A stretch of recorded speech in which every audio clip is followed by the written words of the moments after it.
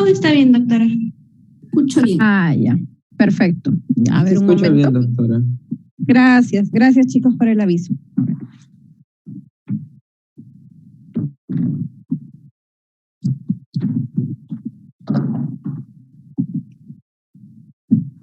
Voy a cerrar un poco mi puerta para que no se escuche la bulla de afuera.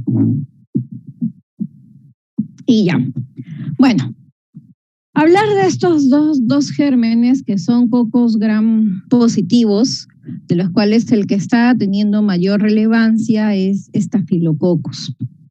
Por el hecho de que cada día nosotros estamos viendo el perfil de resistencia, sobre todo Staphylococcus aureus. Antes creo que si uno hablaba de Staphylococcus aureus meticilino resistente, uno más hacía referencia de que era sobre todo en el entorno hospitalario, ¿no? De las infecciones asociadas a la atención hospitalaria. Pero también en la parte de la comunidad también se ven estas Staphylococcus aureus que resultan siendo meticilinos resistentes. Creo que ustedes también ya en las presentaciones han tenido que, de acuerdo a la historia, cuando se comenzó a utilizar la penicilina como tratamiento para estafilococos, no pasó ni 2, 3 años que ya se comenzaron a reportar las primeras resistencias contra el antibiótico de la penicilina, no hablamos de la penicilina natural. Ya después de ahí aparecieron otras familias de antibióticos, también de los betalactámicos, como son la oxacilina, la meticilina, la nafcilina, de las cuales se tienen todavía hay un grupo de cepas de estas bacterias, de este Staphylococcus aureus, del que resulta siendo sensible. Pero estos perfiles de resistencia ya nosotros los estamos viendo con más frecuencia. En el entorno de la comunidad están ahí más o menos en un 30 o un 40%, mientras que en el entorno hospitalario estamos alrededor del 70%, ¿no? O sea, el 70% de los Staphylococcus aureus que se aíslan terminan siendo meticilinos resistentes. Entonces, por eso que es importante conocer pues todo ello. ¿Qué nos ocasiona este tipo de bacterias, Staphylococcus? Tener en cuenta que el ser humano es portador sano en piel y en mucosas. Ahí es donde vamos a tener presente a esta bacteria. Pueden producir infecciones piógenas oportunistas, desde acné, forúnculos, abscesos, osteomielitis, ¿no? Etcétera. Intoxicaciones alimentarias que van a estar relacionadas sobre todo con las toxinas de Staphylococcus.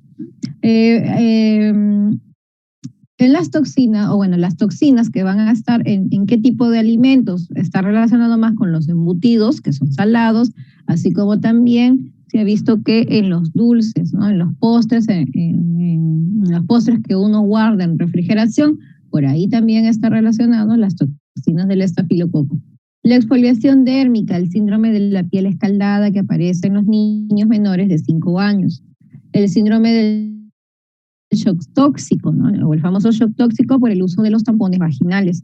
En el libro de Murray de microbiología hay un casito clínico que habla de este shock tóxico, ¿no? Que puede llegar a ser también una coagulación intravascular diseminada, que eso es una de las complicaciones. ¿Y qué cosa es una coagulación intravascular diseminada? Cuando ya se altera el perfil de coagulación, o sea, nuestro paciente puede sangrar más, así como también tiene una predisposición a formar trombos. Asociado a las infecciones hospitalarias, que ya las veníamos mencionando, sobre todo lo vamos a encontrar en las unidades de cuidados intensivos, en pacientes que tienen dispositivos. ¿Qué tipo de dispositivos? Los famosos catéter. Catéter periférico, catéter venoso central, los dispositivos de los pacientes en hemodiálisis, ¿no? Después también las derivaciones ventrículo-peritoneales en aquellos pacientes que tienen algún tipo de neurocirugía, etcétera. Entonces, por ahí se va a meter estafilococos. Las infecciones urinarias, de la misma manera, por el uso de la sonda, o si mi paciente ha tenido algún tipo de procedimiento, entonces lo hace más susceptible a que pueda adquirir una infección urinaria por estafilococos. Las heridas, las endocarditis, la sepsis, no sé si ustedes habrán tenido alguna herida, por ejemplo, muchas veces sobre todo son los niños, cuando se quitan como la cutícula de la uña, ¿no? Alrededor de la piel, esa piel a veces uno la saca, duele, es doloroso, y se forma ahí una herida. Y en esa herida muchas veces se forman o lo que es los signos cardinales del dolor o de la inflamación, que es el dolor, la hinchazón, el eritema y el calor. Y uno va a ver ahí que se va formando un bulto, ¿no? Y ese bulto que es de color amarillo. ¿Y qué cosa al final termina siendo? Eso es un pequeño absceso. Y ese absceso, lo que tenemos que hacer muchas veces, lo que decían nuestras abuelitas, era, tienes ahí una agujita que está estéril, ¿no? La pasabas al alcohol, uno reventaba y ¿qué cosa salía? Pus. Esa pus son células muertas. ¿Y eso quién lo ocasionó? Staphylococcus aureus. O sea, ya desde ahí ya uno ha tenido ya contacto con una infección. No solamente ese tipo de heridas pequeñas, por ejemplo, las heridas de arma de fuego, las heridas con arma blanca, ahí también muchas veces se pueden infectar por estafilococos. Las heridas operatorias también, pero las heridas operatorias siempre y cuando, por ejemplo, si son cirugías limpias como una cesárea, creo que ya les había estado comentando, pues si esta cesárea se llegara a infectar, eso es dos cosas, o es mano del ginecólogo que no se lavó bien las manos o en todo caso no se hizo adecuadamente la asepsia de la piel. Las endocarditis y todos estos terminan siendo cuadros de sepsis, infección en prótesis sobre todo los que quieran ser traumatólogos, ¿no? Y los dispositivos que se utilizan también por ahí están asociados, ¿no? Bien, aquí algunas imágenes de las infecciones que ocasiona estafilococos. Es clásico. La celulitis también es bastante clásico. Por ejemplo, se habla también de las mastitis. La mastitis que se da pues cuando la mamá da de lactar a los niños, a los bebés, pero ya los niños ya comienzan a tener dientes. Entonces a veces cuando muerden, al tener de ahí una herida, es un punto de entrada para que la bacteria pueda ingresar. Entonces la mama aparece pues aumentada de tamaño, duele, quema y eso es una celulitis, ¿no? Y se produce pues justamente por la lactancia. La exfoliación dérmica, como ven ahí en la imagen, el síndrome de la piel escaldada en los niños, ¿no? Y esta afectación es por toxinas, ¿no? Vamos a ver en un momento cuáles son las toxinas que terminan afectando la unión epidermis-dermis. Y también aquí tenemos los cuadros de impétigo, ¿no? Que también están asociados más en los niños. Impétigo también se ve con Streptococcus, ¿ah? ¿Qué características tiene Staphylococcus? Son cocos gram positivos que pueden estar agrupados en pares, tetradas o en racimos. Constituyen bacterias aeróbicas y anaerobias facultativas. El comportamiento de la anaerobiosis facultativa lo vamos a ver con los caldos nutritivos. Ahora que vayamos a nuestras prácticas, van a ver ustedes que el caldo nutritivo se va a ver completamente turbio. Poseen proteasas en la pared que se une al anillo betalactámico, que es la penicilina, las famosas PBP. Esa zona de la PBP, sobre todo la PBP2, que es la que está relacionada con los mecanismos de resistencia que constituyen pues la formación de los genes MECA, ¿no? Y estos que me van a hablar, y vamos a hablar luego, que se llaman los meticilinos resistentes. Estafilococo se puede desarrollar muy bien en medios hipertónicos, en cloruro de sodio, a una concentración de 75 gramos por litro, y producen la enzima catalasa. Más bien, el primer marcador, cuando yo tengo un coco gram positivo, veo las colonias, lo primero que yo voy a hacer va a ser la prueba de la catalasa porque me va a permitir diferenciar si estoy frente a un estafilococo o a un estreptococo. Una vez que yo haya visto que mi catalasa es positiva, la catalasa, ¿qué cosa es? Es una enzima que me va a permitir separar el oxígeno y el agua. ¿Con qué lo vamos a hacer? Con el peróxido de hidrógeno, con agua oxigenada. Se echan unas gotas a las cepas de estafilococos y vamos a observar qué cosa, burbujas. Esas burbujas, ¿qué cosas son? Oxígeno. Entonces, determinamos primero con la enzima de la catalasa y después de ahí se hace con la coagulasa, porque la coagulasa me va a permitir diferenciar Staphylococcus aureus del resto de estafilococos. Por eso que el resto de estafilococos nosotros los vamos a llamar Staphylococcus coagulasa negativa. Bueno, aquí solamente vamos a hablar de 3 de ellas, de las que hay más de 40 especies que resultan siendo patógenos, ¿no? Y hay 3 que tienen un interés biomédico, pero yo diría que ya esta tablita está aumentando cada vez más.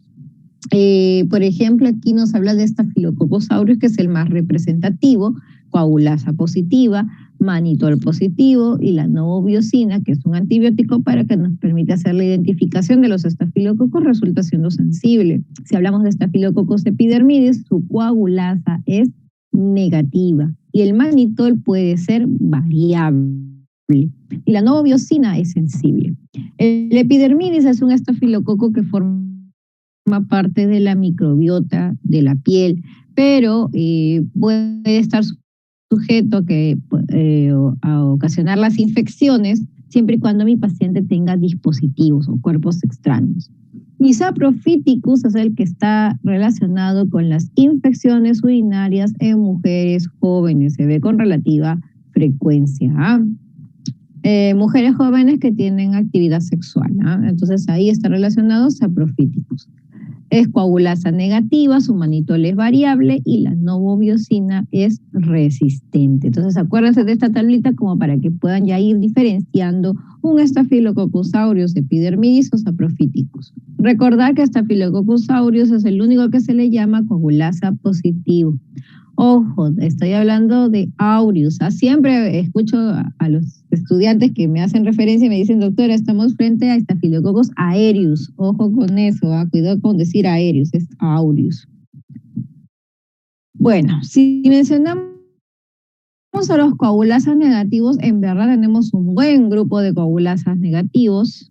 Ahí está el epidermidis, que forma parte de la microbiota de la piel. Está asociado a las infecciones hospitalarias, a la osteomielitis, presencia de cuerpo extraño, o sea, los catéteres.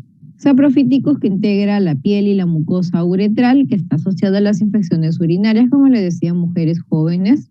Hemolíticus, que tiene que ver con las heridas, las endocarditis, también puede estar ahí asociado con las infecciones urinarias. Ludunensis es una bacteria oportunista y que está implicado con las infecciones a nivel de prótesis valvulares. Staphylococcus capitis, que se encuentra en las glándulas sebáceas, y el Staphylococcus hominis, que se encuentra en las glándulas apocrinas en las axilas. Luego les voy a mostrar un mapa microbiológico del Hospital 2 de Mayo, donde yo trabajo, y van a ver ustedes que sí se aísla con relativa frecuencia diferentes tipos de estafilococos, pero son del grupo de las coagulasas negativas.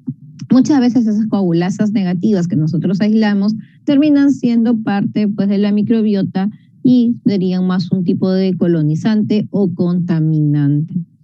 Aquí podemos ver en la imagen acerca del manitol. Esta del lado derecho es el manitol negativo y esta es el manitol positivo, ¿no? Que vira, ¿no? O se edifica el medio y significa, pues, que está utilizando este sustrato. Si vemos aquí la enzima coagulasa, ¿no? ¿Qué me dice la enzima coagulasa? Que puede formar los coágulos. Y si me forma ahí un coágulo, estoy frente a Staphylococcus aureus. ¿Cómo lo hacemos esto? Con plasma. Necesitamos plasma de conejo, plasma humano. Y con eso, con el plasma humano, se coloca, pues, una cepa, la cepa del Staphylococcus, y se deja en incubación, ¿no? Se pone al calor, se deja incubar, más o menos 1 hora, 2 horas, y luego al momento de nosotros mover el tubo, como ustedes pueden ver en la imagen, esto está completamente líquido, mientras que aquí más bien esto se está como que parando, ¿no? O sea, ahí, ¿qué me está diciendo? Que aquí hay presencia de un coágulo. Entonces, esta coagulasa positiva, pues, terminaría siendo un Staphylococcus aureus.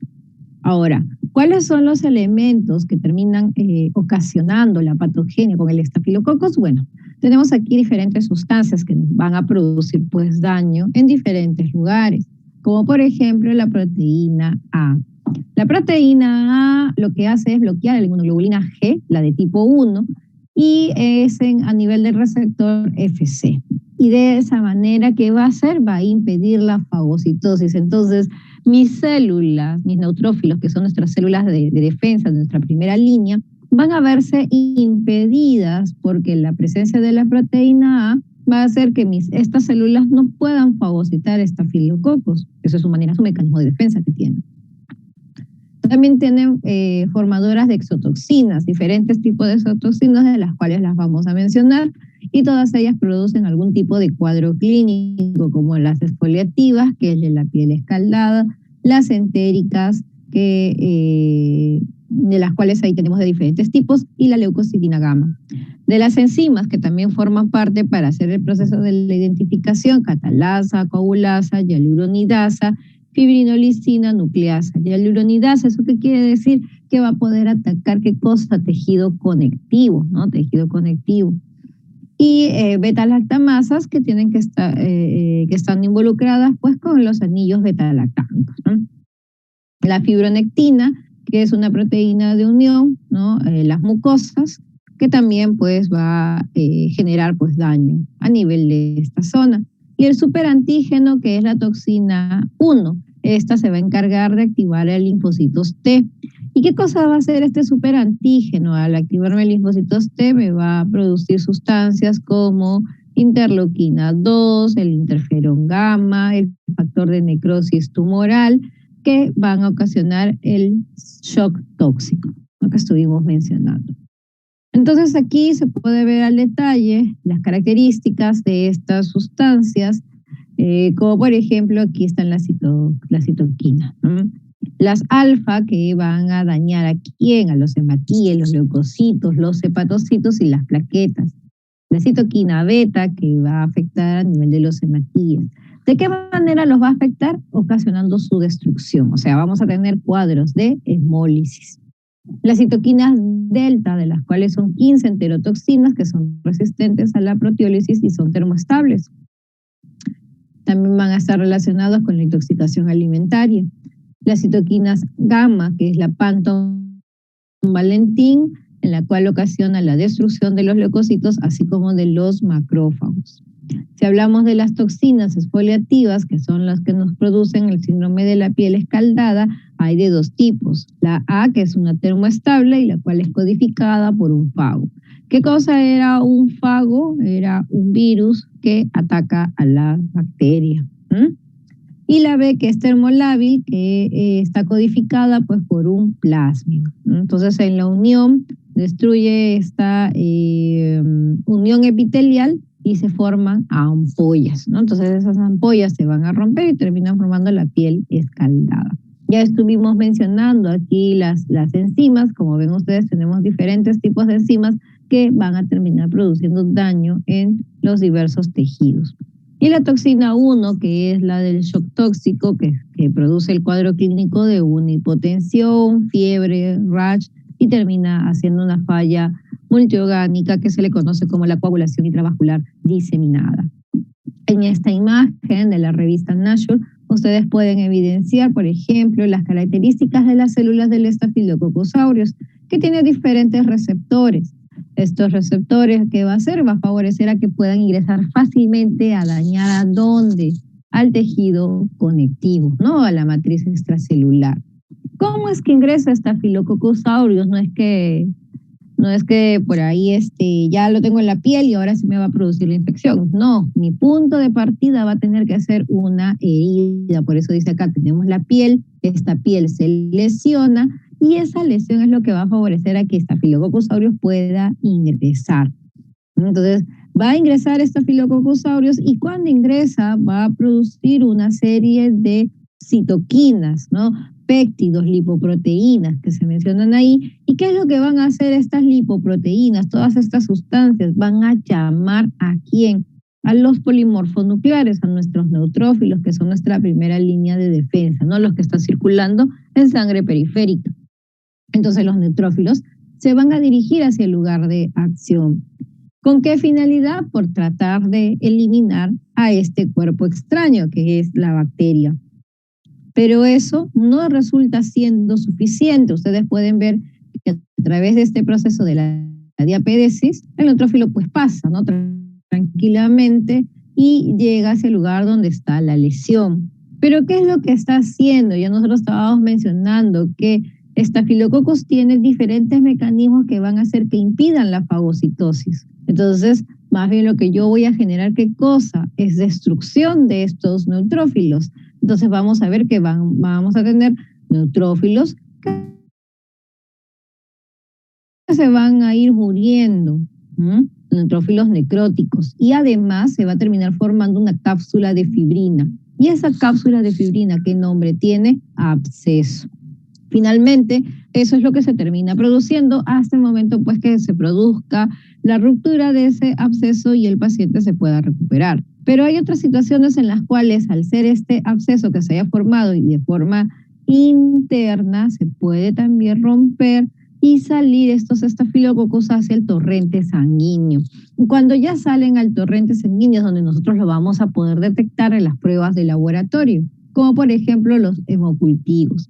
Los hemocultivos es una herramienta que nos permite hacer la identificación del germen que está causando la infección en el paciente, pero siempre y cuando esté circulando en sangre. Si yo lo tengo así en absceso, no voy a poder identificar nada, ¿no? Entonces, eso es lo que sucede pues con Staphylococcus aureus, ¿no? El proceso de la infección. Bueno, el famoso gen MEC. Entonces, estos se agrupan en un cassette de 12 y que los más conocidos son el gen MEC-A y el MEC-C. Nosotros en el hospital, por ejemplo, a través de identificaciones fenotípicas, hacemos la detección del gen MEC-A. Por pruebas moleculares también se hace la identificación del gen MEC-A, que es el que está relacionado con Staphylococcus aureus penicilino resistente. ¿Ya? A ver, un ratito chicos, por favor. Un momento.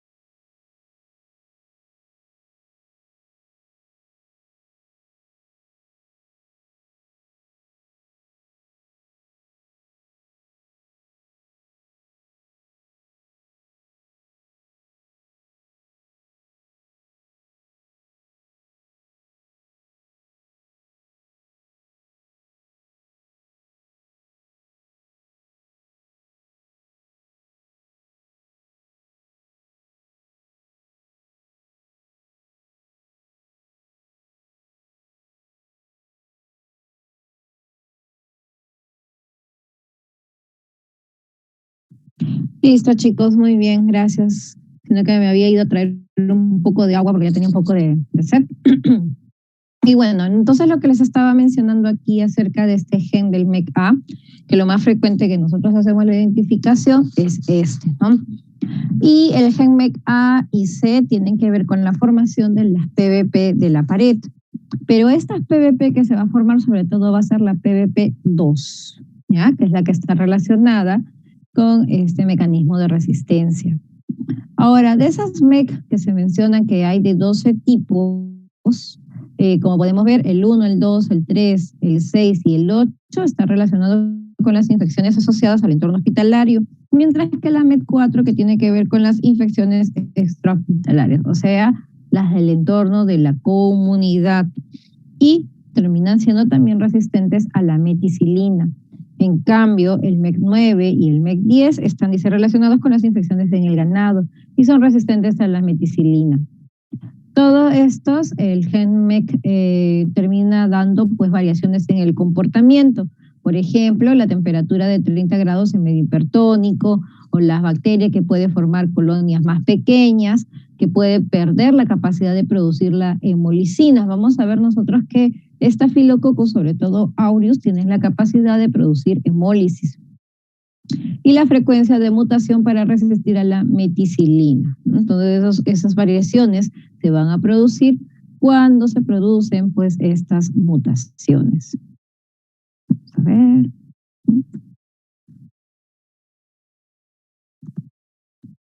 Ay, ahora no me quiere girar. Ya. Esta es la otra parte que también se menciona, y esto también lo hemos visto en la primera clase. Se acordarán ustedes que la característica de las bacterias gram positivas es su capa de peptidoglucano. Esa capa de peptidoglucano, que es de aproximadamente de 20 a 40 nanómetros de espesor, y está formada por una serie de cadenas de glicano. Y estas cadenas de glicano, dice que son de aproximadamente 20 residuos. ¿Con quiénes está formado? Por el N-acetil murámico y el N-acetil glucosamina, ¿no? Murámico y glucosamina. Pero este N-acetil murámico está unido a una cadena pentapeptídica, como ustedes pueden ver acá, ¿no? Que están formados por 5 aminoácidos, dentro de los cuales ahí podemos evidenciar a la alanina, lisina, glicina, ¿no? Y justamente en el componente de la alanina es donde ahí vamos a tener un puente cruzado, por decirlo así, ¿no? De pentaglicina, de la cual va a unirse con otra lisina de otra cadena de glicanos, ¿no? De esa manera, pues, como se menciona, va a favorecer a qué cosa, a que estos puentes que se forman en el citoplasma, pues al unirse con estos residuos de glicina, van a generar un proceso que se llama el entrecruzamiento, ¿no? O el famoso proceso de la transpeptidación, ¿no? Y esto tiene lugar ¿en dónde? A nivel de la membrana externa, ¿no? La superficie externa de la membrana citoplasmática, ¿ya? Entonces, y esto va a darse lugar en una reacción catalizada por proteínas fijadoras de la penicilina, las famosas PBP, de las cuales la que se ha visto que es la que ha generado la resistencia a la meticilina es la PBP2. Entonces, en este proceso de las PBPs, recordar que nosotros tenemos pues aquí unos genes, y el gen está denominado como el gen MEC, ¿no? Entonces acá ponemos, por ejemplo, este gen, el MEC-A, en la cual también hay presencia de un MEC-R1, que es la zona promotora, el MEC-R1 y el MEC-L.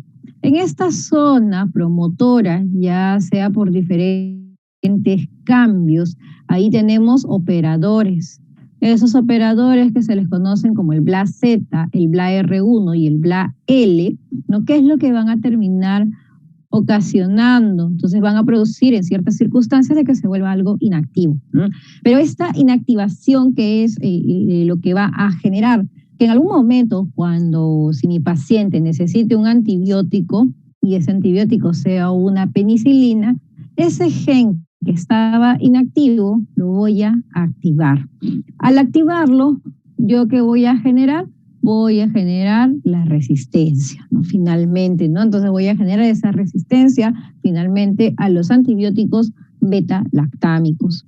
Cuando yo tengo un paciente que tiene resistencia a un Staphylococcus aureus, o sea, ya le llamamos Staphylococcus aureus meticilino resistente, el paciente ya no puede recibir ningún tipo de beta-lactámicos ni tampoco cefalosporinas. Por eso que el paciente, su tratamiento está a base de vancomicina.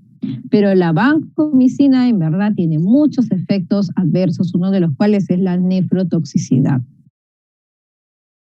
Bueno, dentro de los factores de la infección, como se menciona por estafilococos, que ya más o menos los hemos estado viendo en las imágenes, recordar que todas las personas, o sea, todos nosotros tenemos en nuestra piel, como parte de nuestra microbiota, estafilococos coagulasas negativas. Pero hay grupos de personas de las cuales pueden ser portadores de estafilococos aureus, que van alrededor del 15 al 50%. ¿Cómo puedo yo detectar un portador sano? Tengo que hacerle un hisopado de la fosa nasal. Y ese hisopado de la fosa nasal lo puedo sembrar en un medio de mannitol salado y tengo que ver si hay crecimiento o no, ¿no? O sea, si cambia, si se adifica ese medio, significaría que lo que estoy detectando sí es Staphylococcus aureus.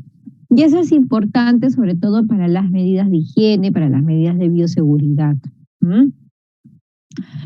Bueno, y también en el paciente, ¿no? Porque ¿qué pasa si yo tengo un paciente que ya está colonizando Staphylococcus aureus? Entonces yo sé que tengo que tener mucho cuidado con las medidas de higiene o al momento que se le coloque algún cuerpo extraño o el proceso de las cirugías o si en caso tuviera algún traumatismo. ¿Por qué? Porque lo primero que se va a verse involucrado sería Staphylococcus aureus. Ya nosotros hemos estado mencionando también que estos estafilococos pues se van a adherir sobre todo a las células de la mucosa nasal, de la piel traumatizada o también del endotelio. Finalmente, con la ayuda de estas citoquinas, pues llama la quimiotaxis, que es qué cosa, voy a traer polimorfonucleares hacia el lugar. Pero ¿qué es lo que termina ocasionando gracias a las citoquinas? Y produce una inhibición de la fagocitosis. Por eso que los neutrófilos llegan y no van a poder hacer nada y simplemente se van a morir, ¿no? Entonces, para cubrir todo ello, se produce el fenómeno de la opsonización, que es dado por la inmunoglobulina G y el complemento C3b. Y esto va a generar ¿qué cosa? Inhibir por cubierta de la bacteria y va a seguir impidiendo la fagocitosis. Por eso que nosotros al final ¿qué cosa veíamos? Esa capa de fibrina que cuyo interior tenía pues una gran cantidad de células muertas, ¿no? De lo que terminaba formando es el absceso. Entonces, nuestro diagnóstico ya nosotros hemos estado viendo, ya hemos visto en nuestras primeras prácticas cuando hemos estado viendo la coloración Gram, ¿no? Va por la parte de la microscopía. Y el cultivo de medio hipertónico con el mannitol salado. Se pueden hacer pruebas para hacer su confirmación, como la catalasa primero y luego la coagulasa para ver si es un Staphylococcus aureus, ¿no? Y también la producción de la enzima beta-lactamasa. Desgraciadamente no se tiene vacuna y lo más importante es la higiene de piel y manos. En cuanto al cultivo, ven ustedes aquí la imagen, acá tenemos unas colonias, ¿no? Que están en la placa de agar sangre, esa es una placa de agar sangre y se ha tenido que esperar 24 horas para ver el crecimiento. Alrededor de las colonias ustedes ven este halo que está acá. ¿Esto qué cosa es? La hemólisis, ¿no? Entonces aquí se evidencia que las colonias están rodeadas de hemólisis. Son colonias de color gris que tienen un diámetro entre 3 a 4 milímetros. Un punto muy interesante es la identificación de estafilococos. Para poder lograr hacer la identificación, nosotros utilizamos, por ejemplo, si me preguntan en el 2 de mayo donde yo trabajo, trabajamos con equipos automatizados.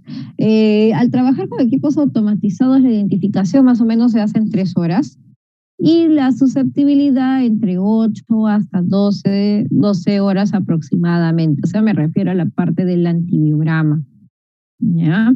Entonces, nosotros estábamos mencionando acerca de esta susceptibilidad antibiótica en la cual, pues, al tener estos PBPs en la pared que se van a ligar a la penicilina, uniéndose pues al anillo beta-lactámico al péptidoglucano. Atkins y Ferris habían reportado que habían estafilococos productores de las enzimas beta-lactamasa que van a destruir a estos antibióticos. Y las beta-lactamasas pueden ser inductibles, codificadas por plásmidos o también pueden ser constitutivas. y de qué forma se pueden transmitir, ya sea por transducción y conjugación, incluso hasta por las mismas especies diferentes de estafilococos. Entonces, el gen MEC-A o el gen MEC-C, ¿no?, que son los que más se describen, codifican a las PBP alternativas con baja afinidad por los beta-lactámicos. Entonces, por lo tanto, eso va a terminar generando la cepa MARSA, ¿no?, que también es el nombre que se le conoce. Y aquí podemos ver, por ejemplo, un reporte de un resultado. Esto es una muestra de mama, de una biopsia de mama, y la llevan pues al laboratorio y lo que se identifica qué cosa es Staphylococcus aureus. Miren ustedes aquí lo que nos describen. Dice que este estafilococo es productor de beta-lactamasa y que también tiene un fenotipo de macrólidos, lincosaminas y las espectrograminas inducible en estafilococos. Eso significa estas siglas. Aquí tenemos un valor que se llama la concentración inhibitoria mínima, ya que eso ya lo vamos a completar, intermedio o resistente. La lista de antibióticos de las cuales se reportan, ¿no? Y aquí podemos evidenciar que la penicilina resulta siendo resistente. Entonces mi siguiente alternativa terminará siendo la oxacilina. Ya, esa va a tener que ser mi siguiente alternativa. ¿Ya? Y miren ustedes que acá también se ve qué cosa, que es rifampicina sensible, al cotrimoxazol sensible y a la vancomicina también está sensible. Pero ahora vamos a ver que aquellas bacterias, estafilococos, que las cuales resultan siendo meticilino sensible, pues mi tratamiento de elección va a tener que ser una oxacilina y no una vancomicina. Miren este otro resultado. Este es un paciente ya de la unidad de cuidados intensivos que se encuentra en ventilación mecánica, es una muestra de aspirado bronquial. Y miren todas las alertas que me da el equipo. Ya me dice que es un estafilococos productor de beta-lactamasa, que sea que ya es resistente a penicilina, resistencia mediada por el gen MEC-A, resistente a meticilina y también tiene el fenotipo. O sea, aquí ya me está diciendo qué cosa estás, Staphylococcus MARSA. Y miren ustedes el antibiograma, el perfil cómo se ve, penicilina resistente, oxacilina resistente, y por eso que ya mi tratamiento de elección terminará siendo qué cosa, la vancomicina, o también puede ser linezolid. El detalle, por ejemplo, ustedes me preguntan, doctora, ¿y en el 2 de mayo cómo lo trabajan? ¿O qué linezolid no hay en el hospital? Si uno quiere linezolid, tiene que comprar el linezolid, pero no tienen en el hospital. Entonces aquí ya va a depender mucho de cuánto es tu presupuesto, ¿no? Ahora, en esta otra imagen, también tomada de la revista Nature, de publicación del 2018, nos describen los diferentes antibióticos que van a actuar, ¿no?, contra la bacteria meticilino resistente, ¿no? Y ahí podemos ver que los que están en verde son los que están disponibles, como linezolid, vancomicina, y hay antibióticos que han ido ingresando al mercado que son nuevos, como la ceftarolina, el ceftobiprol, que son cefalosporinas de quinta generación. Y vemos aquí tenemos otra lista de los que están en punto rojo, como ustedes pueden ver, que son antibióticos que todavía pues están en ensayo, ¿no?, que se están todavía probando y que sean pues terminarán siendo útiles, ¿no?, para actuar pues con estas bacterias que sean Staphylococcus aureus meticilino resistentes. Y miren ustedes que todas ellas actúan en diferentes lugares, ¿no?, a nivel de la pared celular, a nivel de la membrana celular, a nivel, pues como vemos aquí con las PBPs, a nivel de la síntesis de del folato, de la formación de los ácidos nucleicos, ¿no?, a nivel de la síntesis de los ribosomas, ¿no? Entonces tenemos diferentes lugares en los cuales van a actuar todos estos antibióticos que van a ser utilizados para el tratamiento contra MARSA. Esta es una publicación del año 2020 que me parece muy importante mencionarlo, y el por qué es tener en cuenta el antibiograma, ¿no? Tener en cuenta el germen que se está aislando, el antibiograma que estamos teniendo, y de esa manera nosotros le llamamos desescalar. ¿Qué significa desescalar? Desescalar significa que si yo le estaba dando un antibiótico de amplio espectro, por ejemplo, una vancomicina, de manera empírica, y yo ya tengo un resultado, salió su antibiograma y el antibiograma me dice que hay antibióticos que son, digamos, como que de baja categoría, que son sensibles y que pueden actuar bien, entonces dejo de dar ese antibiótico potente o de amplio espectro y me voy por otros antibióticos, ¿no? A eso nosotros le vamos a llamar desescalar. ¿Qué es lo que hicieron acá? Vieron aquellos pacientes que tenían reportes de alergias a penicilina y en base a eso evaluaron pues quiénes eran meticilinos sensibles, ¿no? Estaban haciendo una infección por meticilino sensible en pacientes con alergia. Como ven ustedes en la tabla, sí que eran alérgicos y los no que no eran alérgicos a la penicilina. De los que eran alérgicos, se separó en dos grupos. Un grupo que comenzó a recibir vancomicina y otro grupo que comenzó a recibir algún otro betalactámico, por ejemplo, oxacilina o algún tipo de cefalosporina. Y miren ustedes que aún así en el grupo de los que tenían alergia a las penicilinas, cuando yo le daba vancomicina, aumentaba esa mortalidad. Miren ahí, a los 30 días, la mortalidad a los 30 días era del 12% a comparación de un betalactámico. Aquel grupo de la cual no era alérgico a las penicilinas, miren ustedes, por eso que ahí lo he resaltado, ¿no? Si se le daba un betalactámico, a los 30 días la mortalidad solamente llegaba al 7.6%. Pero miren aquí cuando yo le daba vancomicina, la mortalidad a los 30 días era 32%. Entonces, no es que yo le quiera dar un antibiótico de amplio espectro a mi paciente y con eso ya lo voy a recuperar, más bien hasta lo puedes matar al paciente por darle un antibiótico de amplio espectro. Por eso digo yo que para mí es importante los cultivos. En esta tabla es para mostrar sobre todo que las bacterias del grupo Staphylococcus, sobre todo los coagulasas negativas, son consideradas de gran parte como bacterias contaminantes. Pero esto de la contaminación va de la mano con el cuadro clínico que tiene el paciente. Aquí, por ejemplo, les muestro el mapa microbiológico de mi hospital del año 2018, en donde ustedes pueden evidenciar, miren ahí, tenemos que nosotros pues hacíamos un buen aislamiento de Staphylococcus aureus, pero miren la cantidad de estafilococos que no son aureus, que son coagulasas negativas, ¿no? Capitis, coni, epidermidis, hemolíticus, hominis, silosus, todos ellos aislados de los hemocultivos. Y muchas veces estos son que forman parte pues de la microbiota. O sea, no tienen, y si nosotros lo hacemos aislado por los hemocultivos, pensaría más que sería alguna contaminación al momento de la toma de muestra. Veamos esta primera pregunta de la cual nos hacen referencia de que en un periodo de 3 semanas, un total de 5 pacientes en una sala de recién nacidos de un hospital presentaron infección por Staphylococcus aureus y bacteremia por este microorganismo. Todas las cepas aisladas tenían las mismas características morfológicas de la colonia y propiedades hemolíticas, así como patrones de susceptibilidad a antibióticos idénticos, lo que indicaba que eran las mismas. Entonces, los métodos también se comprobó a través de pruebas moleculares y se vio que todas eran las mismas cepas. ¿Qué es lo que se debe hacer a continuación?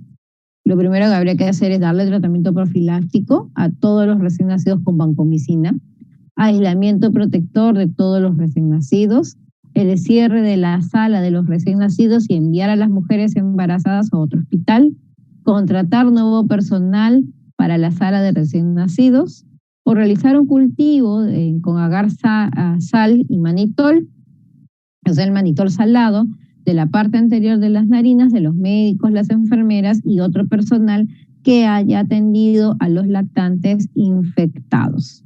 ¿Qué dicen ustedes? ¿Cuál sería la mejor alternativa frente a esta situación? O sea, hemos tenido un brote, ¿no?, por Staphylococcus aureus. ¿Qué dicen? Por ahí si quieren van poniendo ahí en el chat, van marcando sus respuestas o van escribiendo. Está facilito, ¿ah?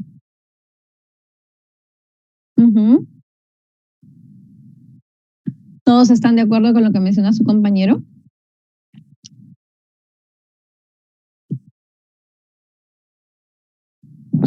Ahí estoy tomando un poco de agua. ¿Sí? ¿Todos están de acuerdo? ¿Se han quedado mudos? Cuidado que se me hayan quedado dormidos, ¿sabes? Espero que todavía no se hayan quedado dormidos. Todavía es temprano.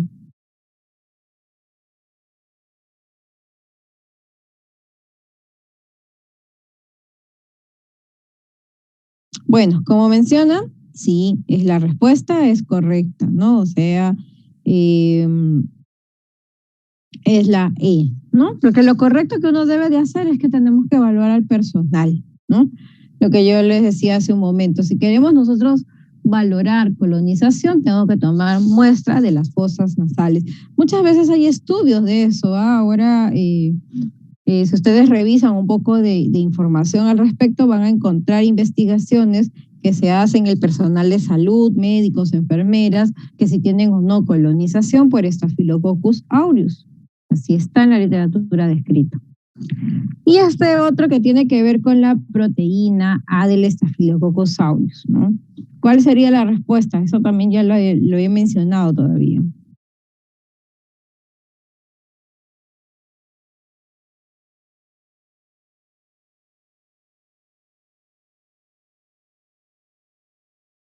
Así es, nosotros hemos estado mencionando hace un ratito que la proteína A se une pues a la porción FC o a la fracción constante de la inmunoglobulina G1. ¿No? Está facilita las preguntas, ¿no? Algo así de ese tipo más o menos haremos pues para el examen. Bueno, vamos con la segunda parte. Entonces, esta segunda parte son los estreptococos. En verdad, Streptococcus también es interesante saberlo. De hecho, que no tienen tanta resistencia. Ah, sí, Piero, levantaste la mano, dime.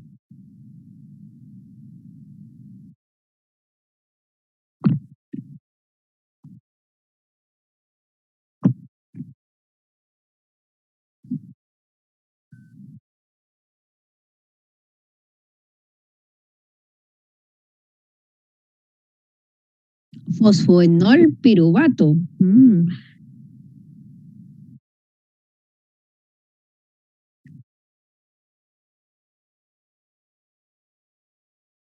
Ajá. Los antibióticos, ajá, los betalactámicos, ajá, ya, ya.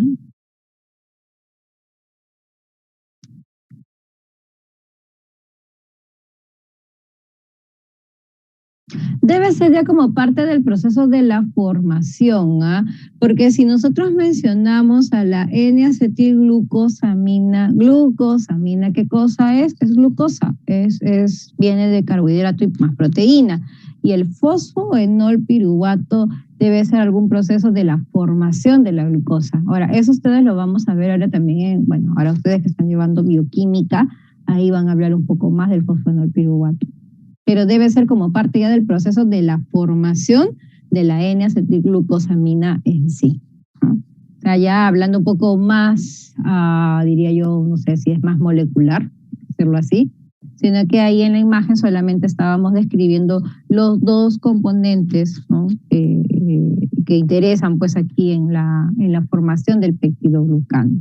Pero si queremos ser más exquisitos, de hecho que ahí van a intervenir pues otros elementos, no otros procesos para la formación de la acetilglucosamina. Y ahí es donde debe estar el fosfonol piruvato. Pero es ahí, ¿ah? Con ese componente.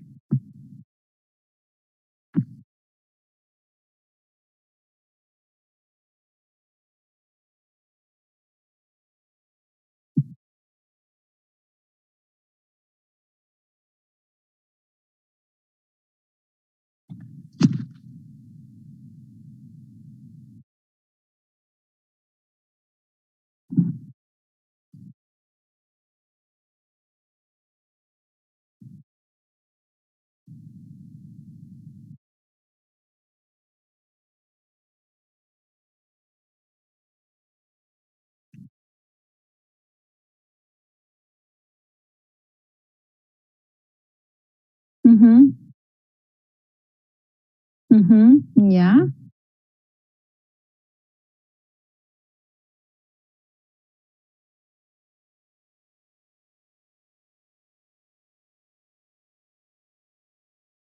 Claro, cuando tú tienes un paciente que es estafilococo meticilino sensible, se le podrías dar o bien la oxacilina o también se podría dar alguna cefalosporina, ¿no? Por ejemplo, creo que en ese estudio habían utilizado la cefazolina, que es una cefalosporina de primera generación, y el paciente había respondido muy bien. Ahora, eso va a depender mucho del paciente, pues, ¿no? Si es que tiene algún cuadro. Por ejemplo, ahí habían evaluado con las alergias y a pesar de que tenían cuadros de alergia, decidieron meterle algún betalactámico. Porque la familia de los betalactámicos son amplios, ¿no? Entonces ahí prefirieron darle alguna cefalosporina, de la cual respondió bien el paciente. Ese es el detalle.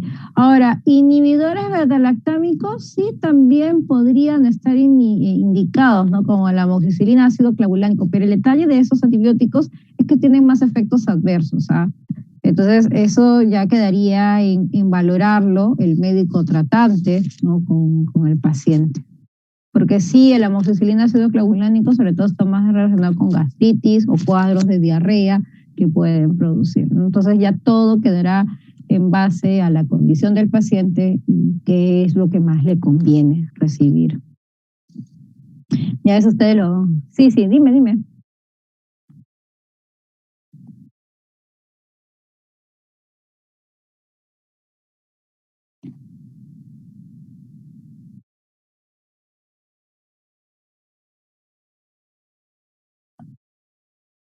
Claro, ahora ese es otro antibiótico, ¿ah? Porque ese antibiótico más bien lo utilizamos para las enterobacterias, pero ahora me toca a mí hablar en enterobacterias más adelante.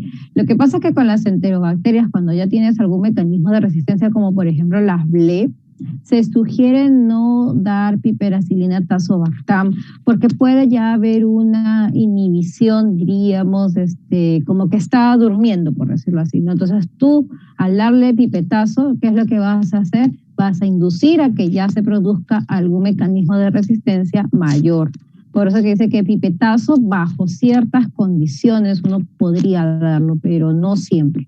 No va a ser tu elección.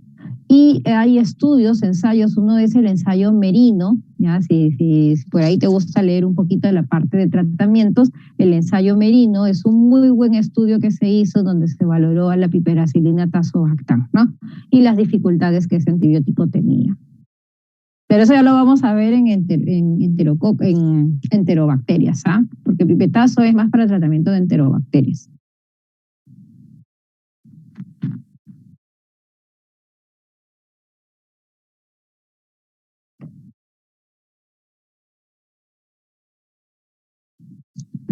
Correcto, correcto. No, está bien, me gusta, está bien. Se ve que te gusta la parte de farmacología, seguro ya tu instinto será por la parte de, supongo yo, la infectología, ¿no? Bien. Bueno, vamos entonces ahora con los estreptococos. ¿Qué nos ocasionan los estreptococos? ¿Dónde los vamos a encontrar? Primero que forman parte también de la microbiota a nivel del orofaringe, en niños, adultos jóvenes y también en los animales. Existen algunas especies que son patógenas, por ejemplo, Billroth en 1874 lo describió en la erisipela, Pasteur en la sepsis puerperal, Fowler lo asoció con la angina con inflamación articular y cardíaca, lo que se le conoce como fiebre reumática. Estas son causantes, pues, del famoso Streptococcus piógenes, ¿no? Y Lancefield, en 1933, clasifica a los beta hemolíticos en 0 grupos, como vamos a ver.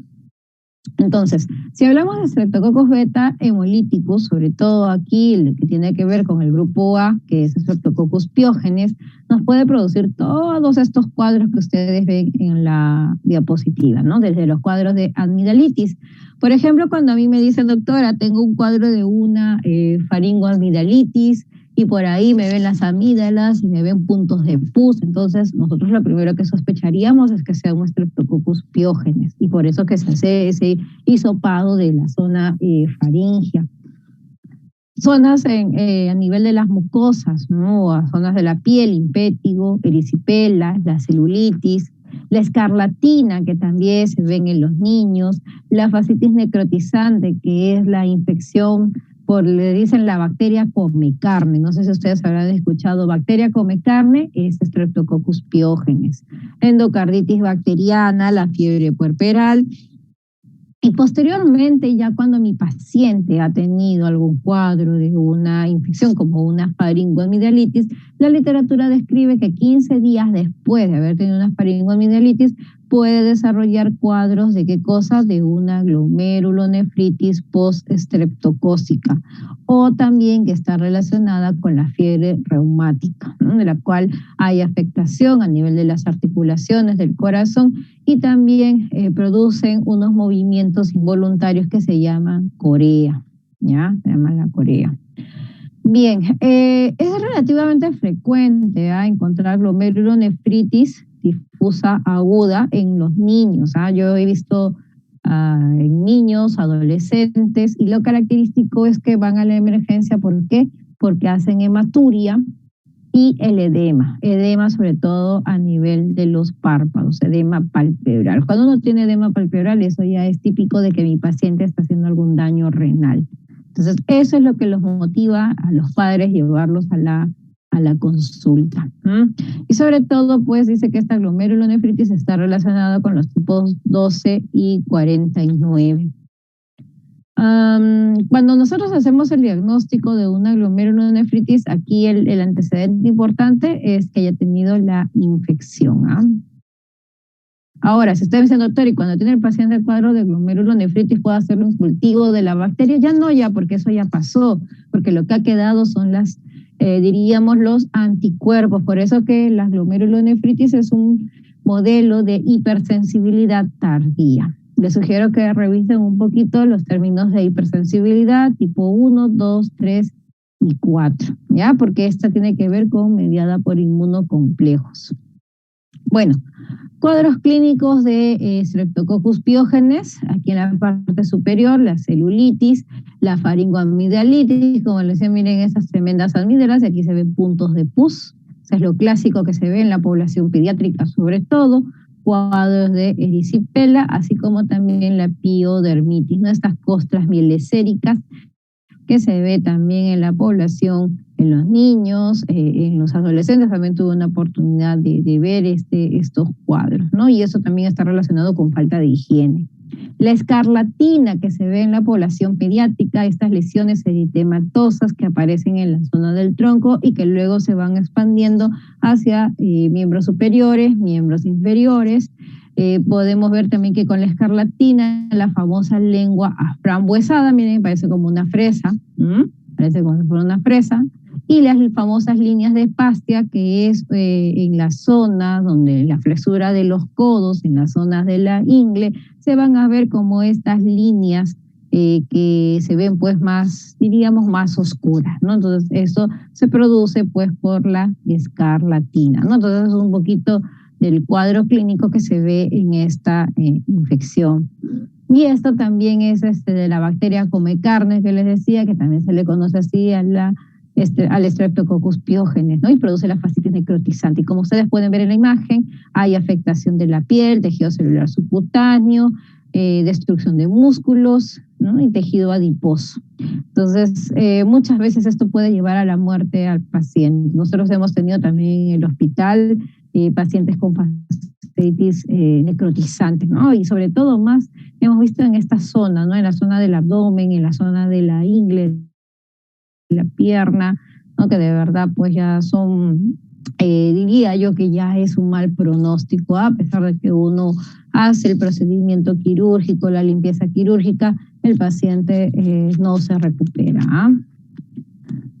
Bueno, si mencionamos algunas características del Streptococcus, pues estas van a fermentar carbohidratos, producen ácido láctico, carecen de la enzima catalasa, que es lo que les decía al inicio, porque la catalasa es de Staphylococcus.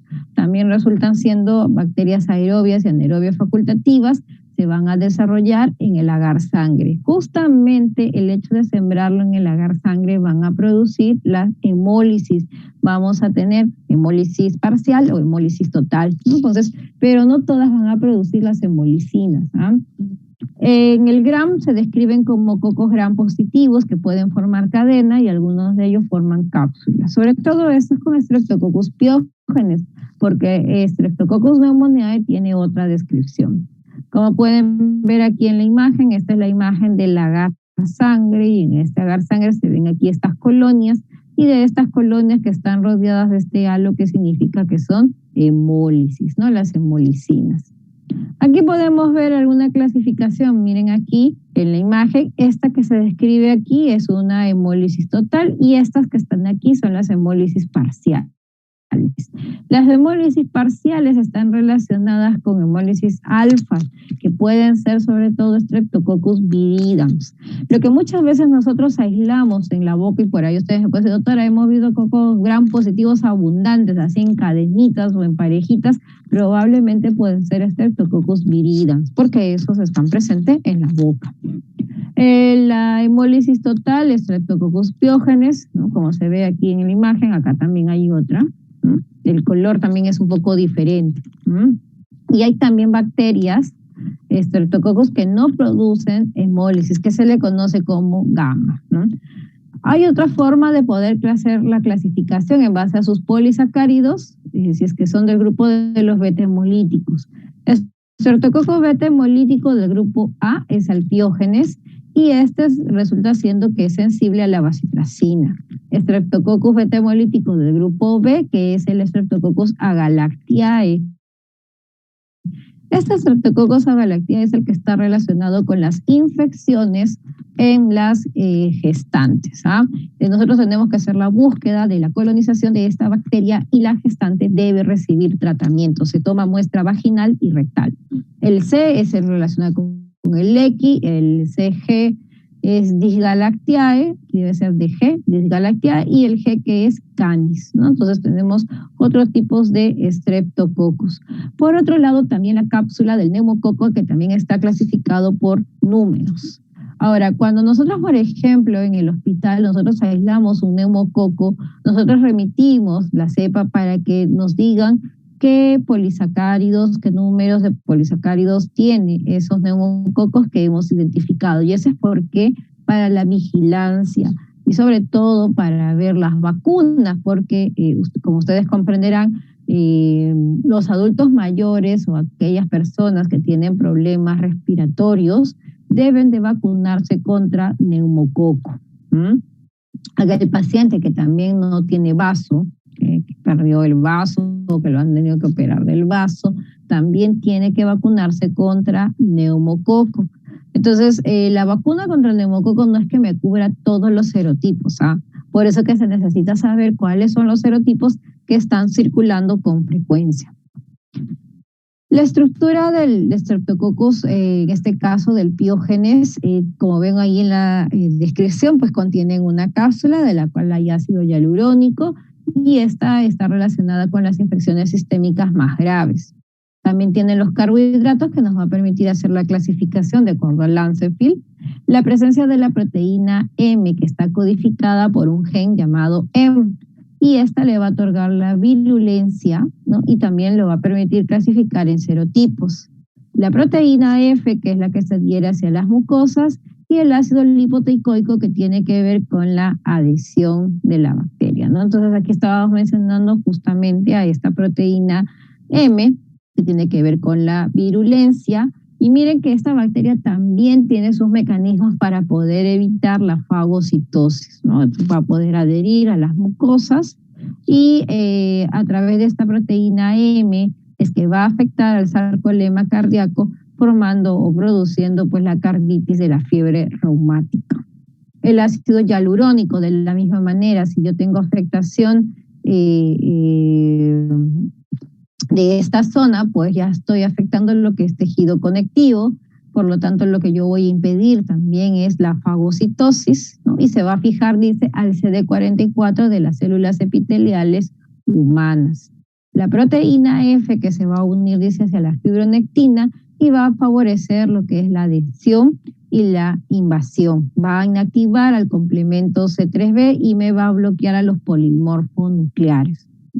Las peptidasas que van a destruir al complemento e inhiben la quimiotaxis, y también todo ello está regulado por genes, ¿no? Como se describen aquí en la presentación. Entonces nuestra bacteria termina produciendo sustancias.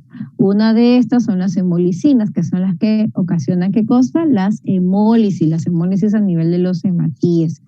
Tenemos dos tipos de hemolicinas, la hemolicina O, que es lábil al oxígeno, o sea, se puede destruir fácilmente en el oxígeno, y es la que se va a encargar de formar los anticuerpos. Y esta es la prueba de laboratorio que yo le voy a hacer a mi paciente para saber si ha tenido como antecedente infección por Streptococcus pyogenes, y la prueba se llama la antiestreptolicina O.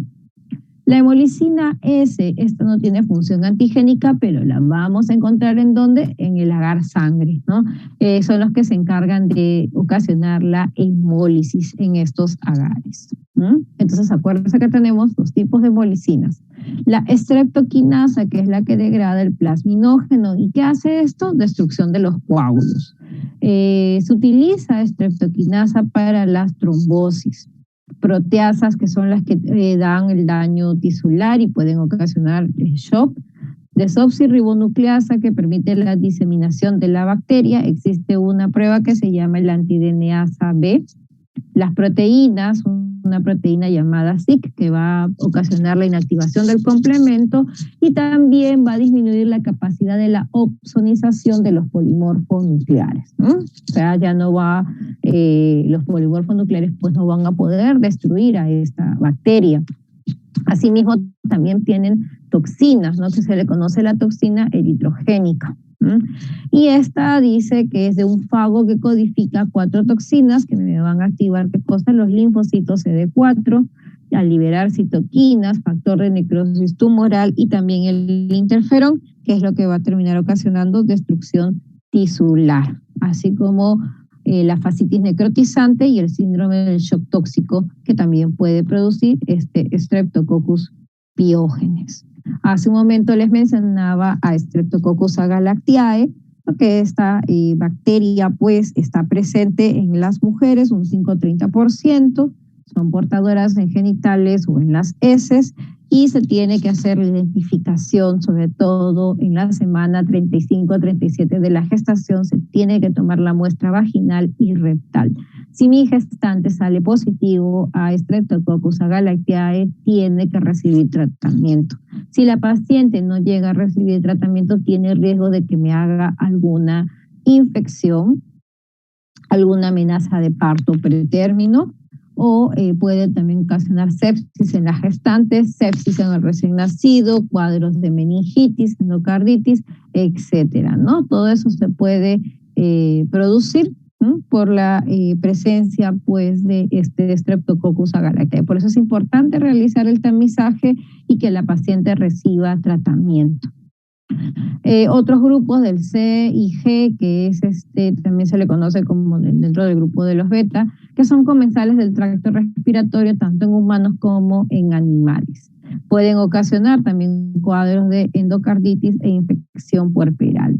Existen otros estreptococos no hemolíticos, ¿se acuerdan que les decía que era del grupo de las gamma, ¿no? Las que no producen las hemólisis, que también pueden estar presentes a nivel de la cavidad oral, en la uretra, en el tracto respiratorio alto o también en el gastrointestinal. Muchas de ellas, como ven ustedes, pueden ocasionar pues algunas infecciones y como ven se puede encontrar en el humano, ¿no? El anginosus, el mitis, el sanguis, el salivarius. Nosotros hemos tenido oportunidad en el laboratorio de reportar Streptococcus anginosus a partir de hemocultivos que han sido causantes de infecciones. Hay revisiones de literatura, no está aquí considerado, pero para que lo tengan en consideración y ustedes luego también hagan su búsqueda de Streptococcus bovis, que está relacionado con el cáncer de colon, ¿no? Se ha visto la relación de esta bacteria con cáncer de colon. Finalmente, para hacer la identificación del Streptococcus agalactiae, la prueba que se utiliza se llama la prueba de CAM. Para trabajar con la prueba de CAM se trabaja con una cepa de Staphylococcus aureus, como ustedes pueden ver en la imagen, porque Staphylococcus aureus también produce hemolicinas, ¿no? Y colocamos de forma transversal la cepa del Streptococcus agalactiae, acá la cepa de Streptococcus pyogenes, para ver si de verdad hay este fenómeno de la sinergia, ¿no? Y como pueden ustedes apreciar, la sinergia sobre todo se ve con Agalactiae. Entonces, cuando yo veo esta forma de una flechita, al ver yo esta sinergia, entonces diría que la muestra que yo tengo acá, la bacteria que tengo aquí es Agalactiae. Y esta terminaría siendo Streptococcus pyogenes, que no produce esa sinergia como se describe con Staphylococcus aureus, ¿no? Ahora, si mencionamos acerca de características del Streptococcus del grupo Viridans, sí, Piero.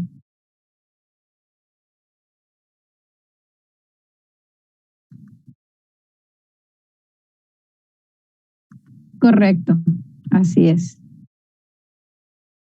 Por eso ves la imagen de esa flechita. Ay, no puedo retroceder. A ver, esta es la hemólisis, ¿ves? Que se ve más marcada con la ayuda pues, del Staphylococcus con el Streptococcus agalactiae. Pero solamente es ahí nada más, ¿ah? En cambio, con Piógenes no se observa ese cambio.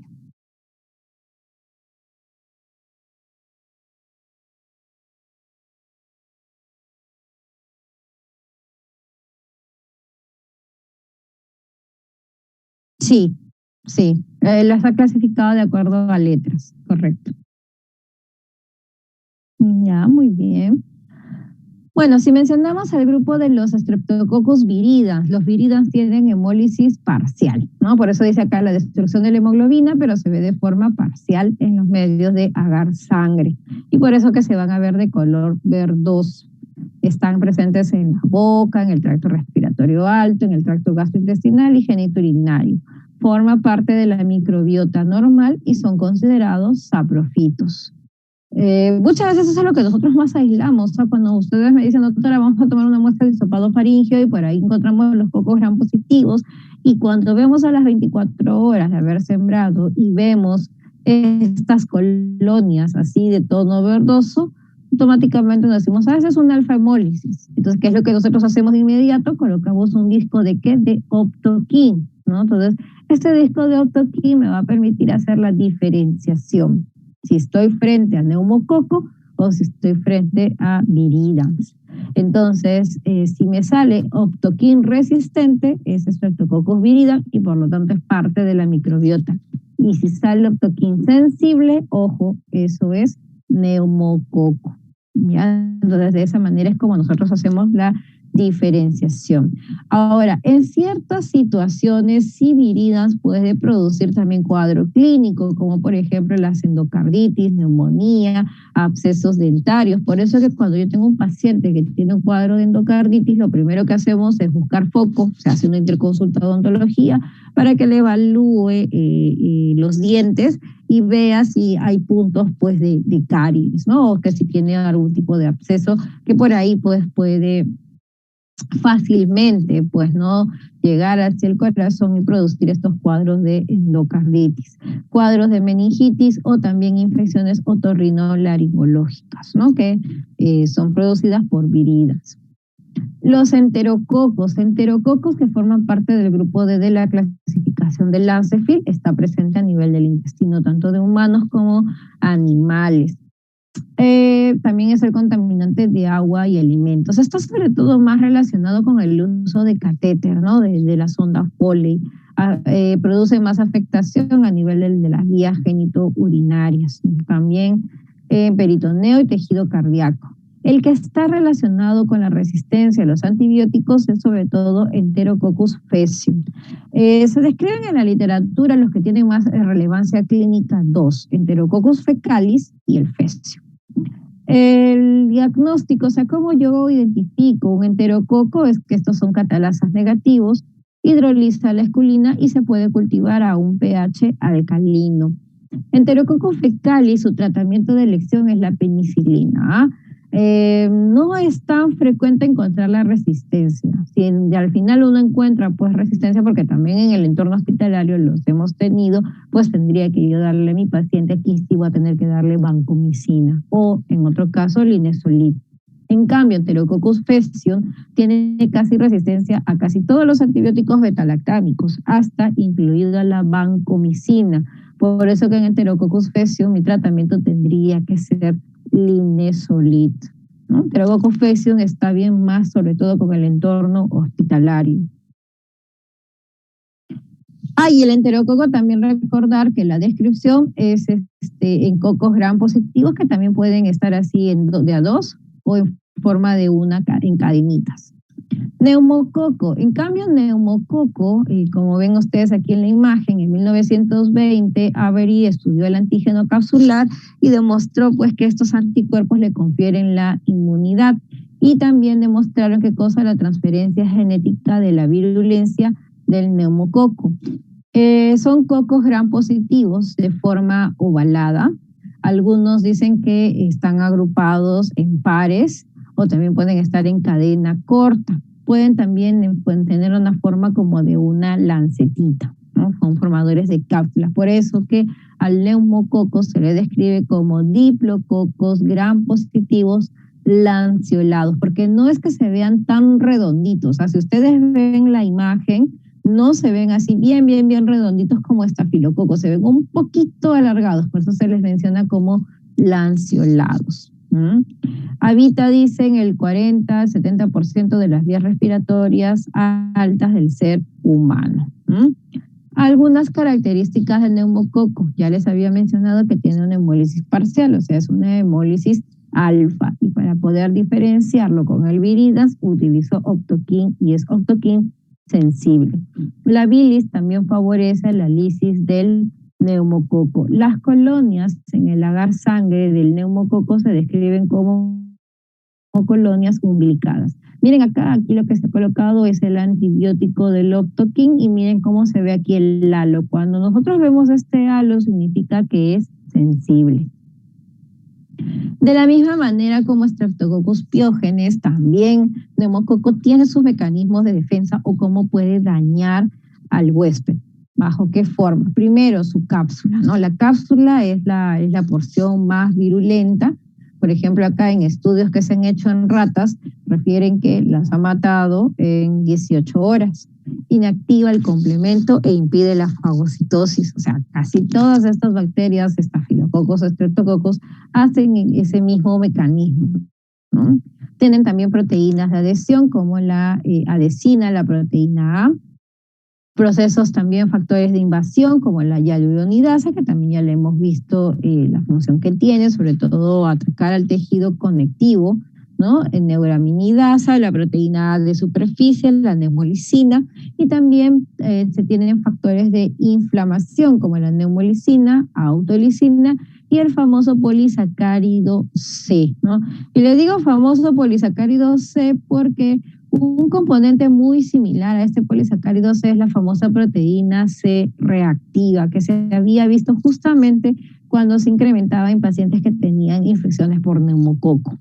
Pero y esta proteína C reactiva que se produce a nivel del hígado, se vio que también en las infecciones, ya sea infecciones virales, infecciones bacterianas, se podía ver su elevación. La diferencia va a estar sobre todo en que en infecciones bacterianas su elevación es mucho más alta, ¿no?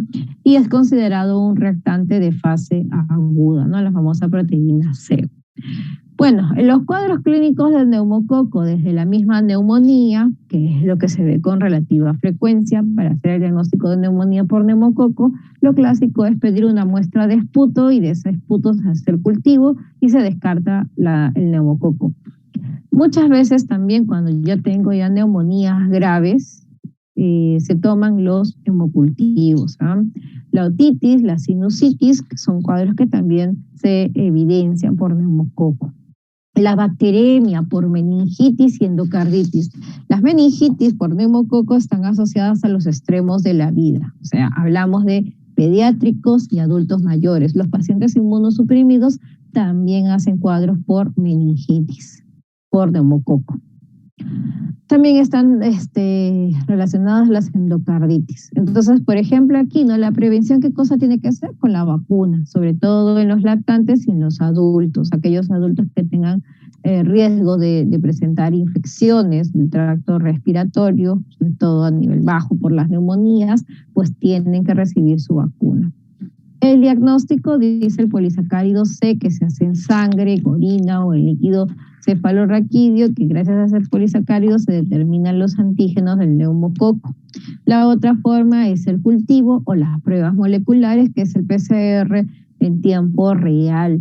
Muchas veces, y ese es el otro problema, por ejemplo, en los cuadros de meningitis, a veces no vamos a poder hacer la identificación con el líquido cefalorraquídeo. ¿Por qué?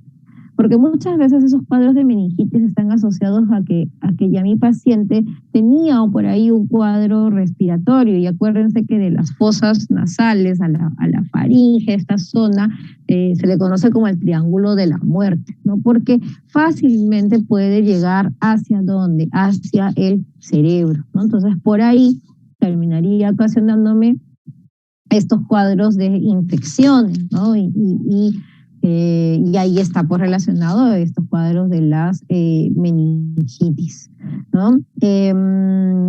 A lo que iba con estos cuadros de la meningitis, nosotros hemos tenido ya de que los pacientes pues ya consumen antibióticos y a veces pues no es la dosis correcta, entonces la bacteria pues termina llegando a la parte donde está el líquido cefalorraquídeo, ¿no? Donde están las meninges y por ahí comienzan a discurrir.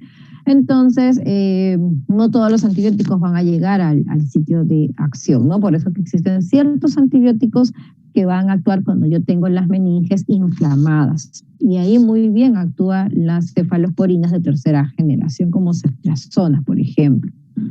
Pero bueno, a lo que voy es que si ya mi paciente, yo ya inicio antibiótico, y mi paciente luego hace un cuadro de una meningitis y se le toma la punción lumbar, muchas veces ya ese cultivo va a salir negativo porque ya estaba tomando antibiótico.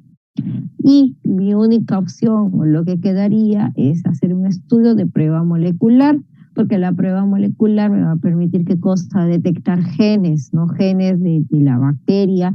No me importa si está vivo o si está muerto, pero yo voy a poder hacer de esa manera la identificación. Entonces siempre, varias veces nos ha pasado esto de que ya el paciente ya venía consumiendo antibióticos y uno de todas maneras hace la punción lumbar y ya no logras hacer la identificación, ¿ah? Entonces por eso que también es importante el uso de las pruebas moleculares, ¿no? Y acá, bueno, pues se dice que en pacientes que tienen un proceso inflamatorio bacteriano agudo, pues se eleva la beta-globulina sanguínea, la cual reacciona con el polisacárido C del neumococo. Entonces, de esa manera es como que se hace la detección, pues, bajo la infección por neumococo. Tenemos aquí finalmente una preguntita para terminar. Es una niña de 8 años de edad que presenta la famosa corea de Sydenham, el famoso mal de San Vito, con tics faciales incoordinados y movimientos involuntarios en sus extremidades, que no son muy sujetivos de una fiebre reumática aguda. No hay otra manifestación primaria de la fiebre reumática. Tiene cultivo faríngeo, de la cual resultó ser negativo para Streptococcus pyogenes. Sin embargo, dice ella, su hermano y su mamá, 2 meses antes tuvieron una faringitis. Si la prueba resultara positiva para ver infección por Streptococcus pyogenes, ¿cuál tendría que utilizar? ¿Qué dicen ustedes?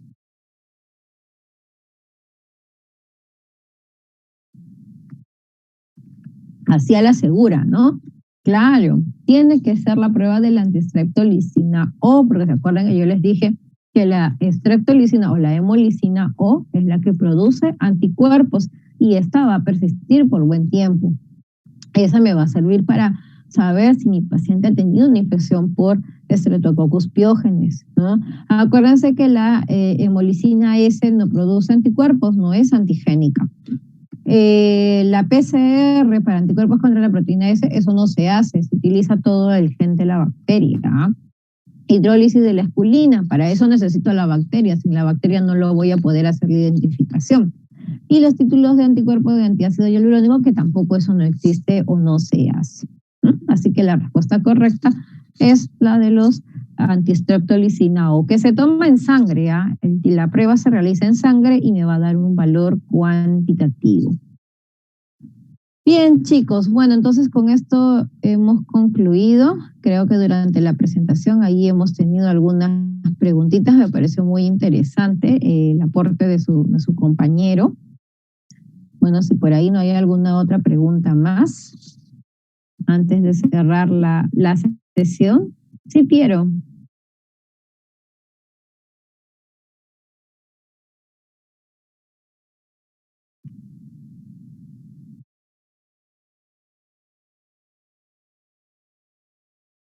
La antistreptolicina S. Acuérdate que la S no es antigénica. Esa no produce anticuerpos. La S la vamos a detectar sobre todo en el agar sangre, el que produce la hemólisis. La única que te produce anticuerpos es la hemolicina O, ya que se le conoce como antistreptolicina O, que esa es la que dosamos nosotros en el laboratorio.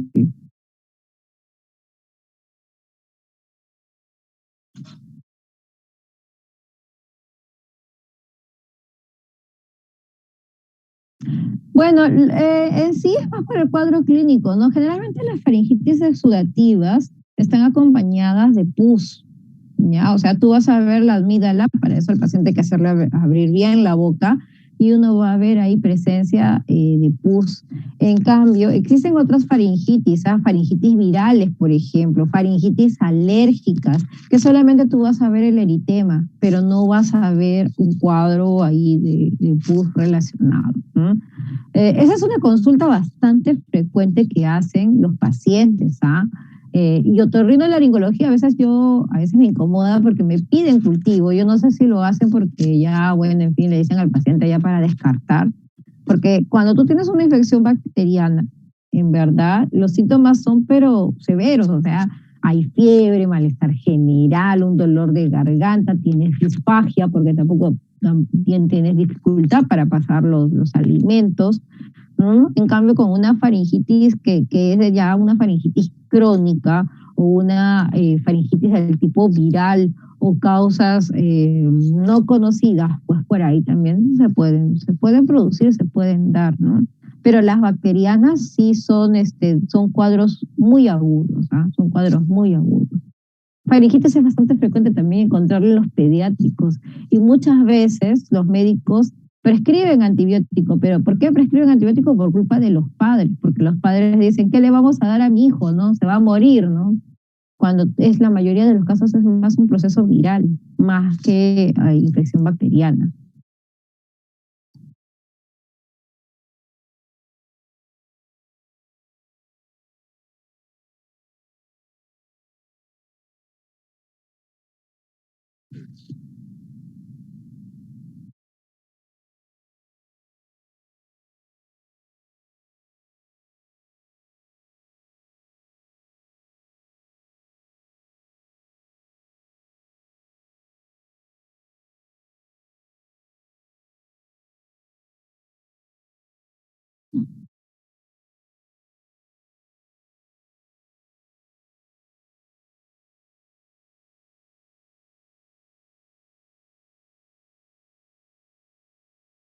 Ujú, ujú. Ujú. Pero acuérdate que, bueno, mononucleosis infecciosa, que es la conocida, la famosa la enfermedad del beso, que es producida por el Epstein-Barr, ¿no? Y ahí el diagnóstico, ahí también se habla mucho, bueno, sobre todo más se ve en la adolescencia. El síntoma es sobre todo también disfagia, fiebre, malestar general. Y lo que me va a llamar la atención es más va a ser el hemograma, ¿no? Es típico observar unos linfocitos así reactivos o linfocitos atípicos que son característicos de Epstein-Barr, ¿no? O sea, todas estas van a tener diría yo, sus diagnósticos diferenciales, ¿no? Que para eso tú vas a tener que solicitar tus pruebas de laboratorio de todas maneras, ¿no? Que eso es lo bonito de la medicina. No, está bien, Piero, listo. Muy bien, chicos. Bueno, pues ha sido un gusto entonces compartir con ustedes y ya nos estaremos viendo.